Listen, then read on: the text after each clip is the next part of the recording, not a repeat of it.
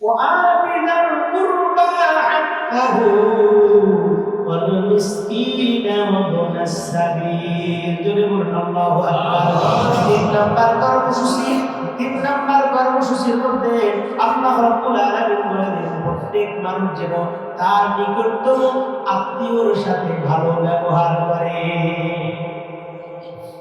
এতিম মিসকিনদের সাথে ভালো ব্যবহার করে।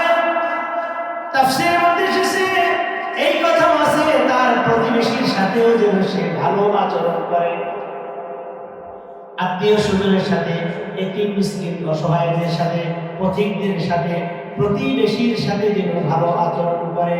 আর যত মামলা হামলা, যত মোকদ্দমা, যত ঝড়-ঝাঁটি আছে সব প্রতিবেশীদের সাথে আমাদের ঠিক না বলেন? হ্যাঁ, আপনার বাসা এক জায়গায়, আমার বাসা এক জায়গায়, আপনার বাড়ি এক জায়গায়, আমার বাড়ি এক জায়গায়, কিন্তু কোনো ঝগড়া নেই।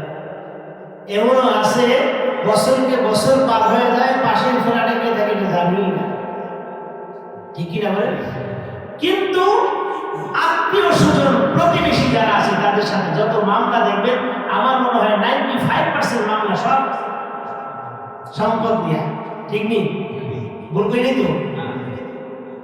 হয়তো মা চলে গেছে, বাবা চলে গেছে, চাচা আছে, অথবা চাচা চলে গেছে, ভাইস্তা আছে, এই ভাইস্তার সাথে জমি জমা নিয়ে লাগছে, ঠিক কিনা বলেন?